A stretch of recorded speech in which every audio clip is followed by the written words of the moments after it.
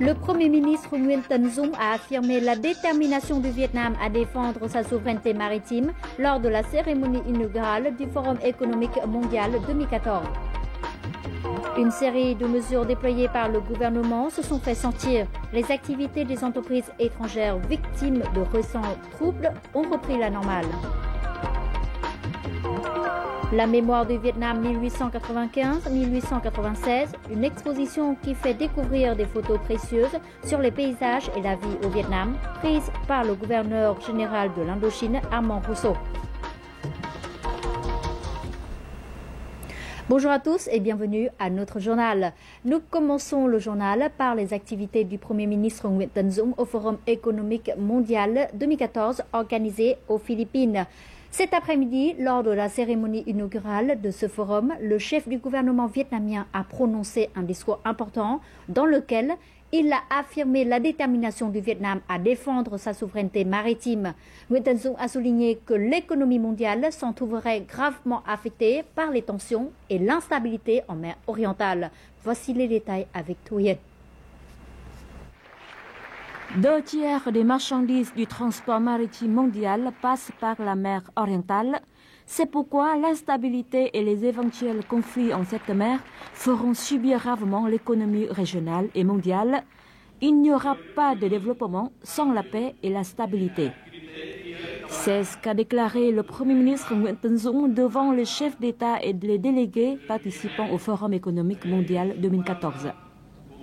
Il a souligné la gravité des actes provocateurs par la Chine en insistant qu'ils menaçaient directement la paix, la stabilité, la sécurité, la liberté de la navigation maritime et aérienne dans la mer orientale.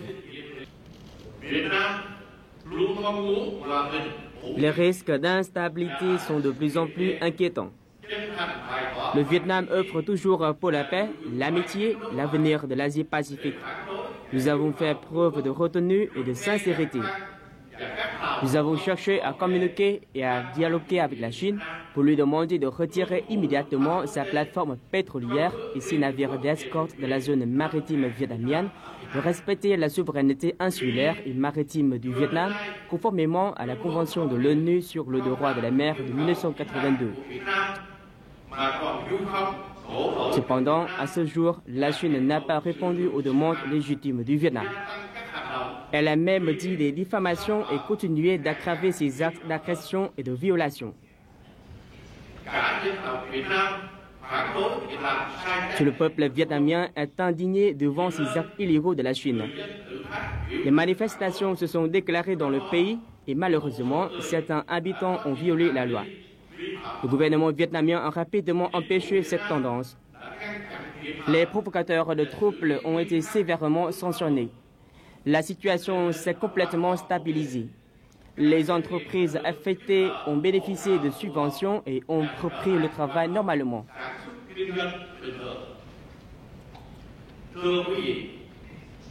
Nous tenons à exprimer nos sincères remerciements à l'ASEAN, aux pays, nos amis dans le monde pour leur soutien inestimable à la défense de la souveraineté nationale et des intérêts légitimes du peuple vietnamien en conformité aux droits internationaux. Nous souhaitons continuer à bénéficier de cette aide précieuse. La solidarité internationale est primordiale pour empêcher les actes de violation de la loi internationale. Dans son discours, le Premier ministre Nguyen Thanh Dung a aussi souligné qu'il fallait créer de nouvelles forces motrices pour que les économies d'Asie-Pacifique reprennent leur croissance rapide et durable. Le Vietnam contribue activement à l'édification de la communauté de l'ASEAN, aux négociations sur le partenariat transpacifique ainsi qu'à d'autres accords de libre-échange bilatéraux et multilatéraux. En marge du Forum économique mondial, le Premier ministre Nguyen Thanh Dung a rencontré ce matin le président du Forum économique mondial, le professeur Klaus Schwab. Il a indiqué que le Vietnam continuait de perfectionner ses institutions économiques et de changer de modèle de croissance en vue d'édifier une économie de plus haute compétitivité. Le président Klaus Schwab a vivement apprécié l'initiative du Vietnam concernant le partenariat public-privé dans le cadre de l'édification de la communauté de l'ASEAN. Concernant la situation en mer orientale, le président Klaus Schwab s'est déclaré inquiet devant les évolutions complexes dans cette mer. Il a souhaité que le Forum économique mondial soit un canal de dialogue politique pour discuter et régler les différends. La mission du Vietnam auprès de l'ONU, de l'Organisation mondiale du commerce OMC et d'autres organisations internationales à Genève a récemment rendu public un communiqué sur les récentes évolutions en mer orientale. Ce communiqué a été par la suite transmis au bureau de l'ONU, aux organisations internationales et aux agences de presse présentes à Genève. Il a rappelé l'implantation illégale de la plateforme chinoise dans la zone économique exclusive du Vietnam depuis le 2 mai, insistant que ces agissements portent atteinte aux droits souverains et de juridiction du Vietnam selon les termes de la Convention de l'ONU sur le droit de la mer de 1982. La déclaration sur la conduite des parties en mer orientale de 2002, ainsi que les accords de haut rang convenus par les deux pays. Ce communiqué demande à la Chine de retirer immédiatement sa plateforme et ses navires dans la zone exclusive économique vietnamienne. Le gouvernement vietnamien demande au gouvernement de tous les pays d'élever leur voix pour critiquer les actes insensés de la Chine et lui exiger de retirer sa plateforme des eaux territoriales du Vietnam. Comme nous vous l'avons annoncé mardi, le vice-premier ministre Phạm Bình Minh a présenté à l'Assemblée nationale un rapport sur la situation en mer orientale. Le contenu de ce rapport a été au centre des discussions en groupe des députés de l'Assemblée nationale. Écoutons maintenant quelques opinions des députés sur ce sujet. Plusieurs députés expriment leur soutien pour les mesures contre les agissements chinois en mer orientale annoncées dans le rapport du gouvernement. L'installation par la Chine de la plateforme de forage dans la zone économique exclusive vietnamienne a violé la souveraineté du Vietnam. Nous devons persister dans la protection de notre souveraineté tout en utilisant des mesures pacifiques pour maintenir la paix dans la région. L'esprit impérialiste de la Chine dans les problèmes en mer orientale doit être critiqué par les opinions internationales. Nous, les députés de l'Assemblée nationale vietnamienne, nous nous inquiétons de ce que fait la Chine et sommes en faveur des mesures concrètes et pacifiques prises par les habitants du Vietnam. Après les discussions, les députés sont tous d'accord avec les mesures diplomatiques lancées par le parti et par l'État. Nous croyons en leur gestion et leurs directives pour résoudre le problème. En même temps, les députés de l'Assemblée nationale se sont entendus pour que les personnes ayant profité des manifestations pour inciter la foule à la violence soient sanctionnées sévèrement. Des individus qui ont profité du patriotisme des habitants pour troubler l'ordre public doivent être sanctionnés. Leur action nuit à l'économie, mais aussi à l'image du Vietnam à l'échelle internationale. Outre les estimations du rapport gouvernemental, nous avons également retiré les leçons à partir des événements regrettables survenus ces derniers temps. La position constante du parti et de l'État vietnamien est de prendre toutes mesures nécessaires pour défendre la souveraineté nationale tout en préservant la paix et la stabilité pour le développement national ainsi que l'amitié traditionnelle entre les deux peuples vietnamiens et chinois. Devant les agissements de la Chine en mer orientale, la Commission des relations extérieures de la Chambre des représentants a récemment voté le contenu d'une résolution portant sur le soutien américain au sujet de la liberté de la navigation maritime et aérienne en Asie-Pacifique, ainsi que sur le règlement pacifique des litiges de souveraineté dans cette région. Cette résolution appelait les pays abordant la mer orientale à préserver leur zone maritime telle qu'elle était au moment de la signature de la déclaration commune ASEAN-Chine sur la conduite des parties en mer orientale DOC en 2002. Selon les prévisions, cette résolution devrait être examinée et approuvée par le Sénat américain avant le 26 mai.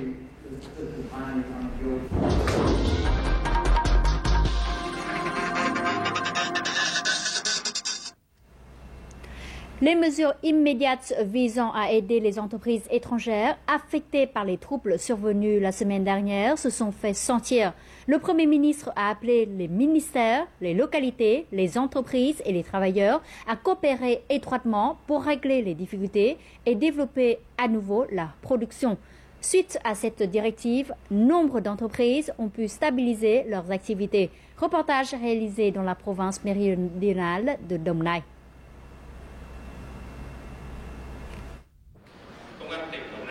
Après avoir pris connaissance des directives du Premier ministre vietnamien, les communautés d'entrepreneurs japonais, sud-coréens et taïwanais de la province ont exprimé leur ferme volonté de continuer dans le long terme leur investissement au Vietnam. Les efforts pour reprendre la production des entreprises IDE ne visent pas seulement aux questions du profit, mais il s'agit de leur compréhension et de leur partage avec le gouvernement et le peuple vietnamien. La conclusion et les directives du Premier ministre a réussi à consolider la confiance des entreprises. Nous remercions sincèrement les autorités vietnamiennes d'avoir assisté et protégé les entreprises taïwanaises à Đồng Nai ces derniers temps. Nous sommes contents des mesures liées aux démarches administratives et les exemptions de taxes qui favorisent nos reprises de production. Voici un dossier de douane de l'entreprise Shinwell dans la zone économique Nhuận-Trec 3. Les documents et les ordinateurs conservant les informations sur ces produits sont détruits, mais les exportations de l'entreprise peuvent toujours s'effectuer sur la base des engagements de l'entreprise et les services compétents vont inspecter ultérieurement. Les autorités provinciales ont aidé les entreprises à surmonter les conséquences des incidents et à reprendre la production tout en renforçant la sécurité dans la région. La province prévoit de dépenser environ 5 millions de dollars dans ces tâches. Nous avons donné des instructions aux organismes à tous les niveaux pour soutenir les investisseurs étrangers opérant dans la province de Đồng Nai. Nous allons visiter des entreprises pour les aider à profiter des allègements fiscaux.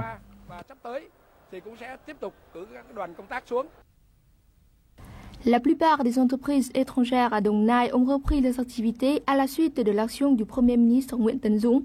Selon elle, cet acte a montré du respect et le soutien du gouvernement vietnamien pour les investisseurs étrangers. Le projet quinquennal de restructuration des banques pour la période 2011-2015 touche quasiment à sa fin. Ces derniers temps, les activités de rachat et de fusion des banques sont en effervescence. Pourtant, les effets positifs de ces activités pour la restructuration du système bancaire et pour le marché financier sont encore mis en cause. La restructuration du secteur bancaire a débuté à partir de 2011. Sous la tutelle de la banque BIDV, les 3 banques par action, Vietcombank, Tín Nghĩa Bank et SCB, ont fusionné sous un nouveau nom unique, SCB. Fin 2013, son bénéfice avant l'impôt s'est établi à 60 milliards de dong et devrait s'élever à 121 milliards de dong cette année. Avec un actif total de plus de 181 milliards de dong, cette banque figure maintenant parmi les 5 banques commerciales du Vietnam à avoir le bien le plus important.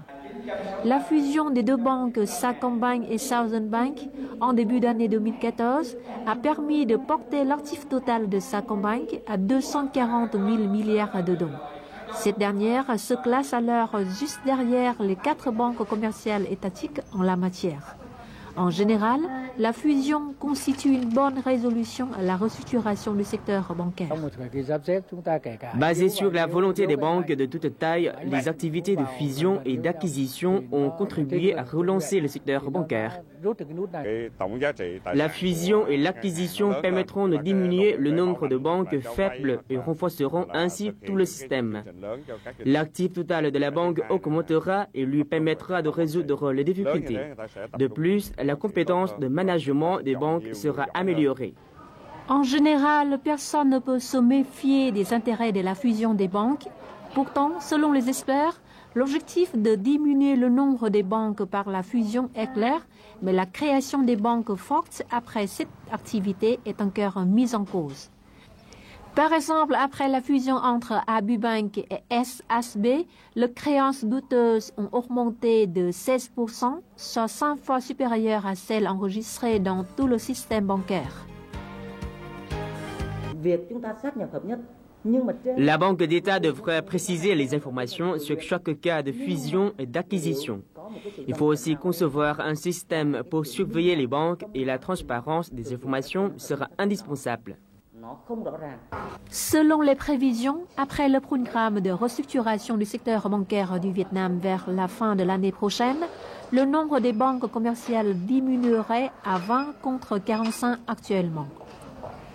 L'opacité des informations, l'incapacité de contrôle du système bancaire et de déterminer le taux de créances douteuses des banques, des contradictions à cause des intérêts des groupes, telles sont des préoccupations des experts vis-à-vis du marché financier. Ainsi, d'après eux, plus les activités de rachat et de fusion sont efficaces, plus la restructuration du secteur bancaire aboutira. L'un des objectifs du secteur aquacole du Vietnam est de diminuer certaines étapes intermédiaires dans le processus d'exportation de produits vers l'Europe. Mais l'exportation directe des poissons vietnamiens vers les supermarchés d'Europe reste hors de portée des entreprises vietnamiennes.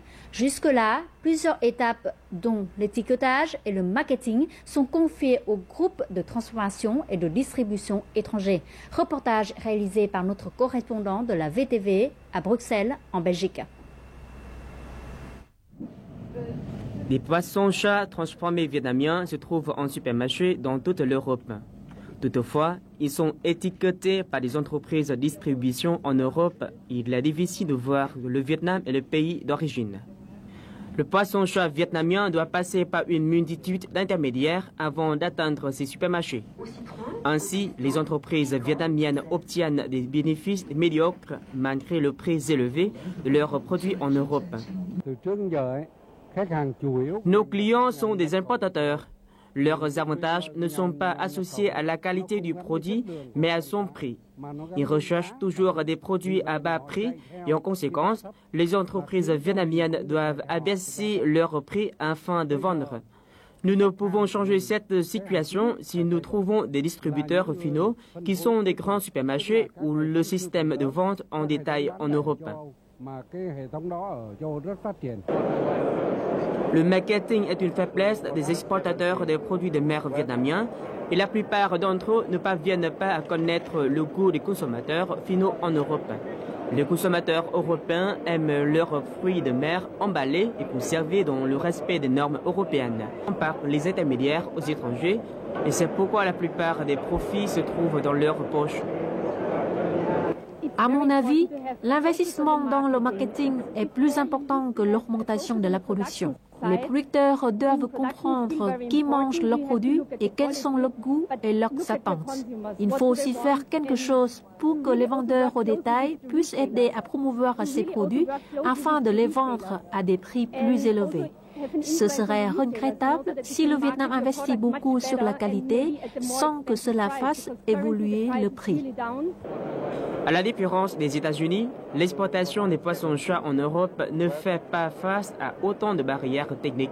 L'objectif maintenant est simplement de minimiser les étapes intermédiaires et conquérir les consommateurs finaux. Et notre journal continue avec les taux de change et les indices de la bourse du Vietnam.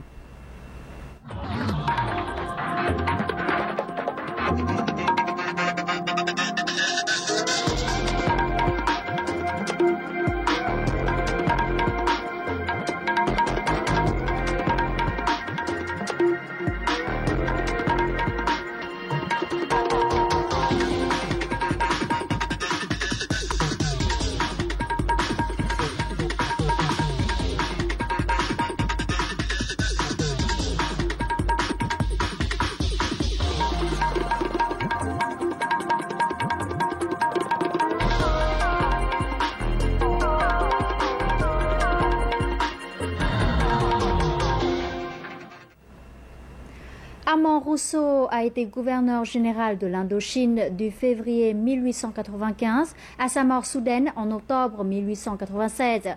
Pendant son court séjour de travail au Vietnam, il a fait de nombreux voyages sur terrain et a pris des photos des paysages et de la vie des habitants à cette époque. Une partie de ces précieux documents est exposée dans une exposition intitulée « La mémoire du Vietnam 1895-1896 » à la Bibliothèque nationale du Vietnam. L'événement est organisé dans le cadre de l'année croisée France-Vietnam 2013-2014 et le 40e anniversaire de l'établissement des relations diplomatiques entre les deux pays. Les dernières images de la ville de Hanoï en 1896 avant d'être démolie et d'être aménagée à l'occidental par les Français. Le vieux bazar et l'ambiance de la vie quotidienne des Vietnamiens à l'époque-là. Tous sont reproduits de façon réelle dans l'exposition intitulée « La mémoire du Vietnam 1895-1896 » à la Bibliothèque nationale du Vietnam. La galerie des photos d'Armand Rousseau est une source historique précieuse pour identifier le Vietnam à la fin du 19e siècle.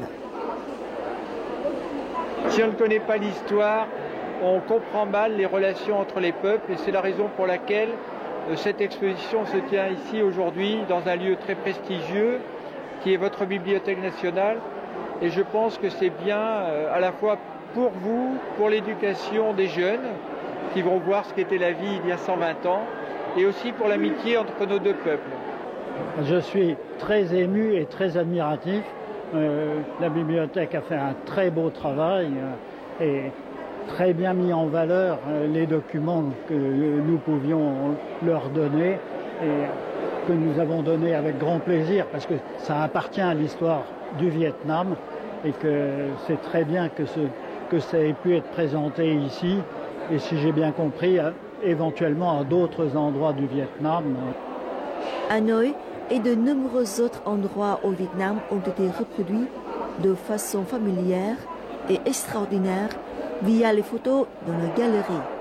Cela attire l'attention des visiteurs de tous âges.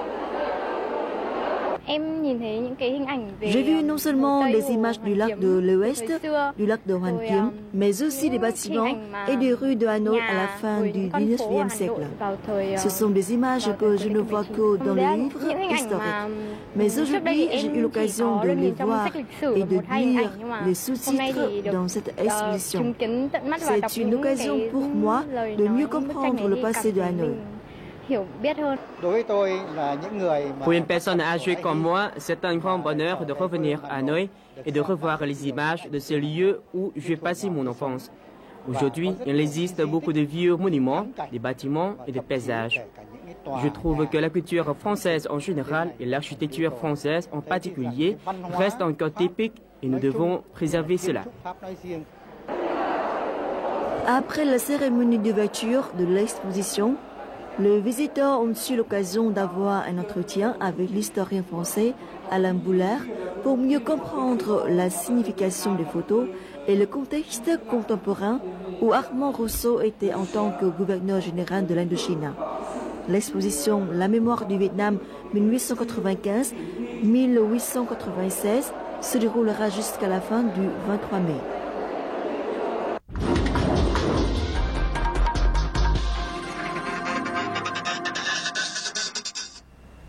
Dans l'histoire des beaux-arts du Vietnam, la création de l'école des beaux-arts d'Indochine au début du XXe siècle a joué un rôle décisif. Beaucoup de chefs-d'œuvre du Vietnam ont été créés par des artistes diplômés de cette école.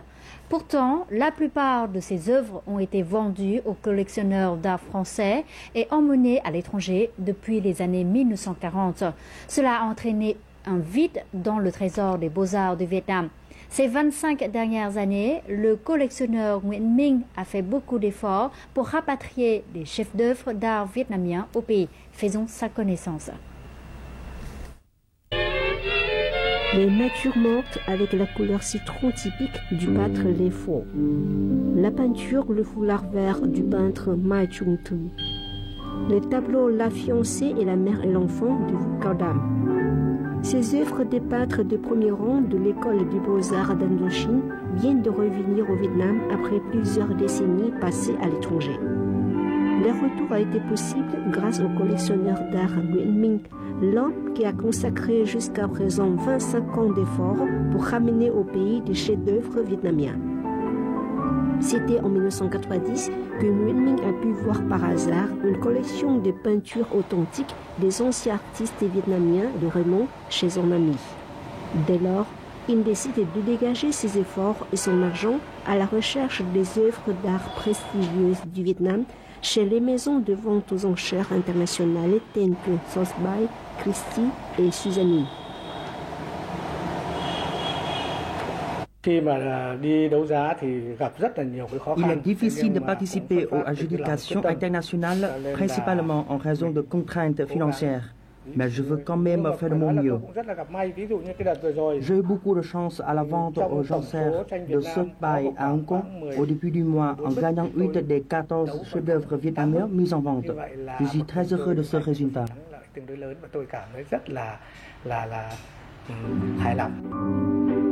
Aujourd'hui, Minh possède une grande collection de peintures originales des artistes diplômés de l'école des beaux-arts d'Indochine au début du XXe siècle, comme Les Pho, Mai Chung Tu, Vu Cao Dam, Lê Thị Lự, Nguyễn Khang. L'esprit et la culture vietnamiens, exprimés par des moyens d'expression occidentaux, peuvent être vus dans chaque tableau accroché dans la maison de Minh.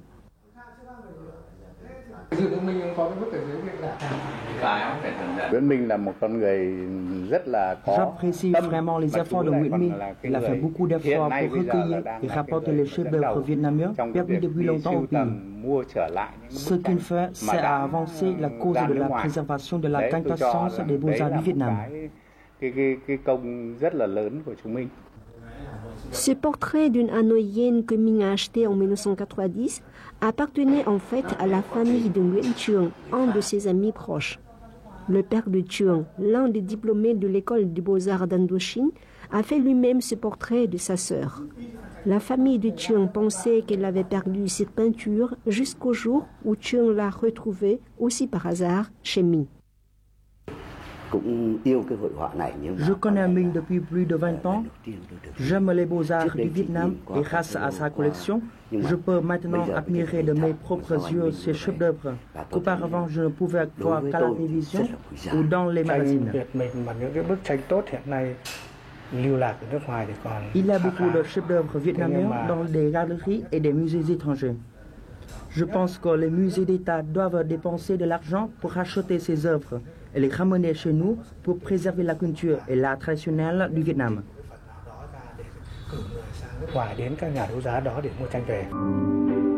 Au cours des 25 dernières années, Nguyen Minh a rapporté au pays près de 200 peintures vietnamiennes de son propre argent. Cette peinture de grand format, intitulée « Le marché aux fleurs » du peintre Les Pho, par exemple, est revenue des États-Unis au début de ce mois-ci. Dans ma collection, j'aime cette peinture plus que tout le reste. C'est de l'une sur soi, elle se distingue des autres œuvres de Les Pho, parce que ce peintre travaillait habituellement sur toile. Lorsque je l'ai vu, je l'ai tout de suite aimé et j'étais déterminé à l'acheter. La concurrence des offres pour ce tableau a été féroce entre les collectionneurs. Ce chef-d'œuvre appelé La Maternité est aussi de Les Pho. Lors d'une séance de vente aux enchères à Hong Kong, au début de ce mois, il a été vendu au prix de $400 000, en prix record une peinture vietnamienne. Malheureusement, ce prix était au-delà de mon budget. Avec sa vaste collection, Nguyen Minh envisage d'ouvrir une exposition l'année prochaine. Il veut faire voir ainsi les chefs-d'œuvre vietnamiens considérés comme perdus depuis longtemps aux autres amoureux des beaux-arts vietnamiens. Tout de suite, les prévisions météo pour demain.